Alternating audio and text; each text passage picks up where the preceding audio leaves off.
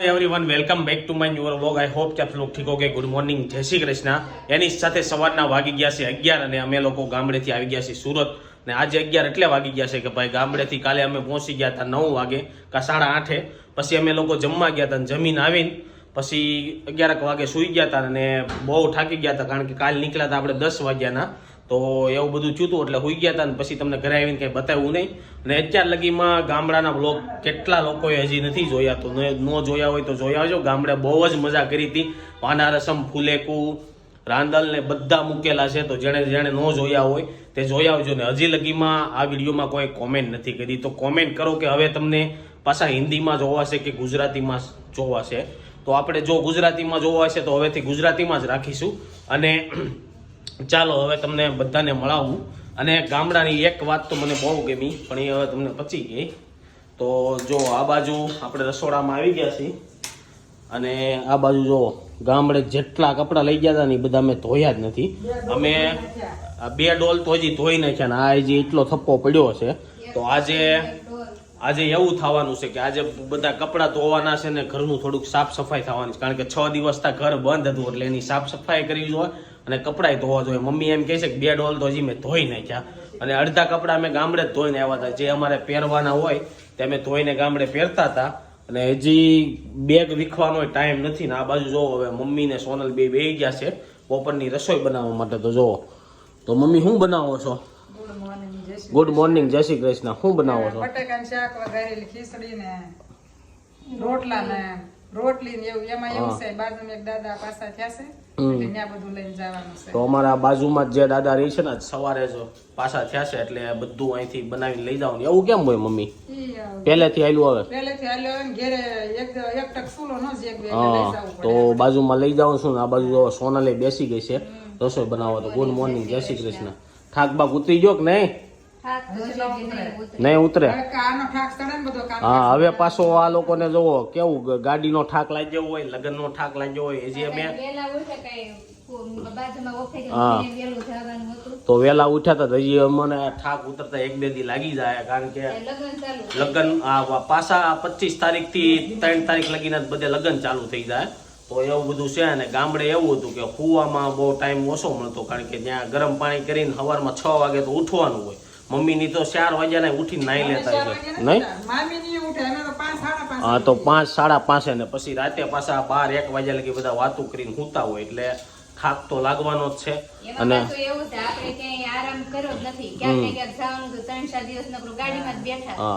અને મને એવું થયું કે આ કાલ સવારથી જ માથું, ડોક અને ખંભો બહુ દુખવા મળ્યું કારણ કે 3-4 દિવસ તમે ગાડીઓ લઈને રખડતા જ હતા એટલે આ બધું દુખવા મળ્યું હતું। આજે હું સૂતો રહ્યો 9 વાગ્યા લગી। કાલથી આપણે વહેલું ઉઠી જવાનું છે અને બને એટલું વહેલું 6 વાગ્યામાં ઉઠી જવાય ને તો એ ટ્રાય કરવાની છે। આમે ઉનાળો બેસી ગયો એટલે એટલી બધી આપણે હવે નીંદર આવશે નહીં, આ ગરમીની નીંદર ન આવે। તો હવે બપોરનું જમવાનું થઈ રહ્યું છે અને મારે એક વાત કહી હતી ગામડાની ભાઈ એક બહુ મજા છે કે ત્યાં તમે રહ્યો ને એટલે તમને કાંઈ કયો વાર છે કઈ તારીખ છે કાંઈ યાદ ન આવે અને મગજમાં કોઈ વિચાર ન આવે। જેવા સુરત આવીને એટલે તમારે વાર તારીખ બધું સેટઅપ કરવું પડે કારણ કે અહીંયા બધી ભાગદોડ વાળી જિંદગી છે ને ગામડામાં હાવ શાંતિ વાળી છે હે મમ્મી? એવું કેમ તમારે એવું થાય કે નહીં? અમારે તો એવું ન્યા શું હોય આપણે કઈ ટેન્શન આય તો ટાણે આ કઈ હા રાંધવાનું બધું ટેન્શન હા તમારે તારે કઈ ટેન્શન હોય કે નહીં? ન્યા એ ખારું છે વાતાવરણ એવું કઈ થાય નહીં રોગ ન થાય રોગ ન થાય શરીરમાં રોગ વયો જાય અને અહીંયા સુરતમાં આવી કે આ દુખવા મળે ને આ દુખવા મળે એવું બધું થાય। હા અમે લોકો રાતે 2 વાગ્યા લગી સૂતા અને સવારમાં અમે 4 તો વાગે નથી ઉઠ્યા ઘરે 6 વાગે ઉઠી જતા તોય અમને આમ નીંદર પૂરી થઈ જાય નો બપોરે હોવાની જરૂર પડે એવું બધું થતું ને અહીંયા તમે 4 વાગે ઉઠજો 12-1 વાગશે ને ત્યાં થઈ જાવ હું જ પડે તમારે તો એવું બધું છે। અને ન્યા તો આમ ભૂખ જ એવી લાગે 12 વાગે ત્યાં ભૂખ લાગે ને અહીંયા આપણે 1 વાગે જમવા બેસી તો એમ થાય કે સવારની ભાખરી પેટમાં છે જમવું હા એક તો હું ભાખરી અહીંયા સુરતમાં ખાતો જ નહોતો ત્યાં મેં 3-4 દી ભાખરી ખાધી તો હું ભાખરી 8 વાગે કે 9 વાગે ખાવ ને તો બપોરે 12 વાગે એટલી ભૂખ લાગે અને અહીંયા સુરતમાં અમે ભાખરી ખાતાય નથી ખાલી જ્યુસ ને એવું પીધું હોય ને તો અમને 1 વાગે ને તો ભૂખ લાગે નહીં ને એવું થાય એટલે વાતાવરણમાં તો ફરક પડતો જ હશે એવું લાગે છે મને। તો ચાલો હવે આજે બહુ બધું કામ છે કે 6 દિવસ બધા કામ હતા પેન્ડિંગ હતા એ કામ પૂરા કરીશું અને ગાડી લીધી હતી એની નંબર પ્લેટ નખાવા જવાની છે નંબર પ્લેટ તો ફોન તો ક્યારનો આવી ગયો તો નખાવા એટલે જ આવી પડે. આપણી પાસે જૂની ગાડી છે એ ગામડે મૂકી દીધી છે, એટલે નવી ગાડીને ક્યાંક લઈને જાવી તો નંબર પ્લેટ હોય તો લઈને અમે જઈ શકવી. તો આપણે નંબર પ્લેટ લખાવા જશું અને પછી મળીશું બધાને બપોરે. નંબર પ્લેટ આવી ગઈ છે, નંબર પ્લેટ લગાવવા આવી ગયા છે. પ્લેટ નાખીને તો આપણે ઘરે આવી ગયા છે ને થયું એવું લોકની વાતુમાં સવારનો નાસ્તો કરવાના ભૂલી ગયા. ચા થઈ ગઈ હતી આપણી રેડી, નાસ્તો કરવાનું રહી ગયું છે. અને આ બાજુ જોવો સોનલ બપોરનું જમવાનું બનાવી રહી છે ને મમ્મી રોટલી બનાવવાનું ચાલુ કરી દીધું છે. આ બાજુ ઘણું ખરું તો રેડી થઈ ગયું છે. તો ચાલો હવે આપણે થોડોક સવારનો નાસ્તો કરવામાં થયા છે બપોરના 1 અને બધા જ લોકો જમવા માટે બેસી ગયા છે. જમવામાં બટેકાનું શાક, ખીચડી, રોટલી બનાવી છે. રોહિતે ખીચડી ખાધી છે ને પપ્પા જમીન ઊભા થઈ ગયા છે. તો ચાલો બધા જમવા. ખીચડીમાં થયા છે 6 ને અમે લોકો ઘરે આવી ગયા છે. અમે લોકો બપોરે જમીને સીધા ઓફિસે વયા ગયા હતા ને આપણે ગામડેથી આવ્યા હતા એટલે 1-2 દિનનું બહુ બધું કામ ભેગું થયું હતું, બધું કામ કરી નાખ્યું. અને અત્યારે આવીને મમ્મીએ ચા બનાવી દીધી હતી ને એનો બધો મેં વિડીયો લીધો હતો, પણ હવે હું છું હોય કંઈ ખબર નથી. તો મને એવું લાગે છે કે હું ક્લિપ ચાલુ કરવાનું ભૂલી ગયો હોઈશ, તો બધું લીધું હતું પણ આવ્યું નથી, તો વિડીયો ડિલીટ તો નથી જ થયો પણ ક્લિપ લેવાનું ભૂલી ગયો હોઈશ. તો ક્યારેક આવું પણ થાય છે. તો આ બાજુ મેં ચા નાસ્તો કરી લીધો હતો ને બધી ક્લિપ લીધી હતી, ક્લિપ જ ડિલીટ થઈ ગઈ. અને આ બાજુ જો ગામડેથી હું તરબૂચ લઈને આવ્યા હતા. 2 તરબૂચ લીધા હતા, 1 તરબૂચ તો મેં ખાઈ ગયા, અત્યારે અડધું પડ્યું છે. તો આ બાજુ જો મમ્મી કપડાં ધોવાનું ચાલુ કરી દીધું, સવારના ધોવે છે અને હજી થોડા ઘણા બાકી છે એ ધોવે છે. અને આ બાજુ જો કપડાં બધા ઠેલામાંથી નીકળીને ધોવાનું ચાલુ છે ને ઇસ્ત્રીનું કામ થાય છે. અને આ બાજુ જો સોનલ બધા કપડાની ઇસ્ત્રી કરી નાખે છે. કેટલા કપડાની ઇસ્ત્રી કરી?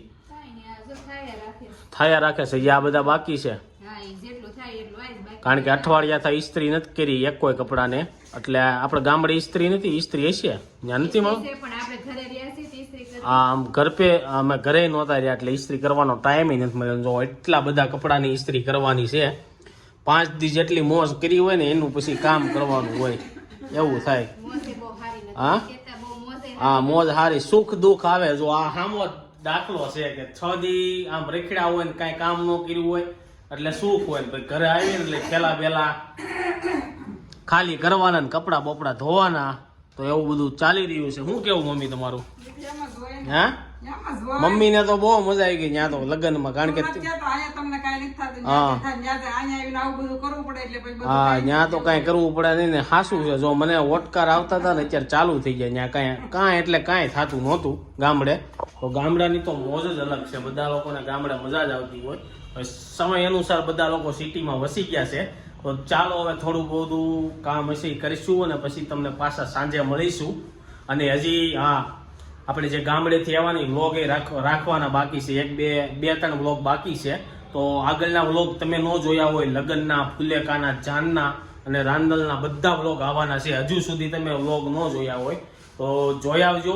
અને વિડીયો એડિટ કરવામાં થોડોક ટાઈમ લાગે છે કે ગામડે એવું થાય કે આખો દિવસ રખડવામાં ગાડી ડ્રાઇવિંગ કરવામાં હોય છે, એટલે રાતે સૂતી વખતે મેં વિડીયો એડિટ કરું છું 12 વાગે અને 1 વાગે રાખી દઉં છું, કારણ કે વડાફોનમાં રાખતે નેટ ફ્રી હોય છે. એટલે સવારમાં ઉઠવીને ત્યાં વ્લોગ અપલોડ થઈ ગયો હોય, પણ બીજા દિવસે ડ્રાઇવિંગ ને એવું કરતા હોય તો થંબેલ વંબેલ બન્યો હોય એટલે ક્યારેક લિસ્ટિંગ કરવામાં પણ બાકી રહી જાય છે. તો આવું બધું થાય છે. આ વ્લોગ બનાવવાની પાછળ મહેનત તો બહુ થાય છે, ઉજાગરા એટલા થાય છે. તો તમને આ વિડીયો ગમ્યો હોય તો થોડી ઘણી લાઈક શેર કરી દેજો અને વિડીયો ન જોયા હોય તો જોઈ આવજો. ચાલો હવે તમને સીધા સાંજે મળીશું. જો મમ્મી ગામડેથી અમે જે ચણા લેવા હતા ને શેકે છે. મમ્મી આ તગારું ક્યાંથી લઈ આવ્યા આવું તમે? હા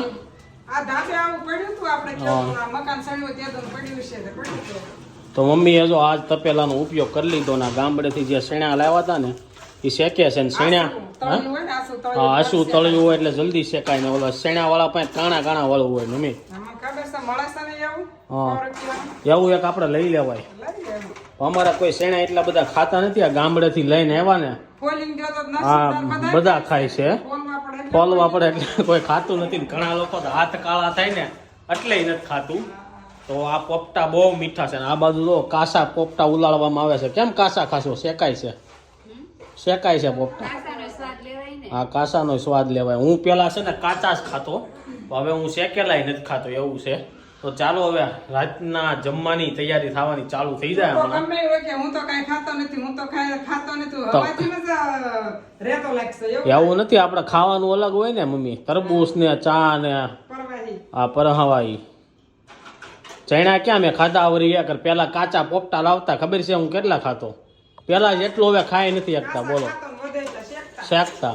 હવે પેલા જેટલું ખવાતું નથી કારણ કે ટાઈમ ન હોય, શેકે ને એવું બધું કરે ને તો એ કાંઈ આપણે ઘરે હોય ને ખાવાનો ટાઈમ ન હોય, તો ખાઈ લે. એટલે ગરમા ગરમ આપણે થોડાક ખાઈ લેવું. 8 ને અમે બધા લોકો જમવા માટે બેસી ગયા છીએ. જમવામાં શું શું બતાવ્યું છે બતાવી દઈએ, બનાવ્યું છે બતાવી દઈએ. તો જમવામાં બનાવી છે તળેલી રોટલી ને વઘારેલા ભાત, બટેકા પૌવા છે, મને વઘારેલા ભાત લઈ ગયા. તો બટેકા પૌવા છે ને જો બધા લોકો જમવા બેસી ગયા છે ને હાલો તળેલી રોટલી ખાવા. તો આજનો વિડીયો અત્યારે જ એન્ડ કરવી છે. મમ્મી માર્કેટ ગયા હતા ત્યાંથી આવું બધું કાંઈક લઈને આવ્યા છે. શું લઈને આવ્યા મમ્મી?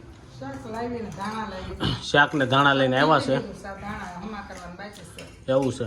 તો ચાલો હવે આજનો વ્લોગ અહીંયા જ એન્ડ કરી દઈએ છીએ. આઈ હોપ કે તમને આ વિડીયો ગમ્યો હશે. અગર તમને આ વિડીયો ગમ્યો હોય તો લાઈક કરીને શેર કરી દેજો, કોમેન્ટ કરીને સબસ્ક્રાઈબ કર્યું પહેલાં કરી દેજો.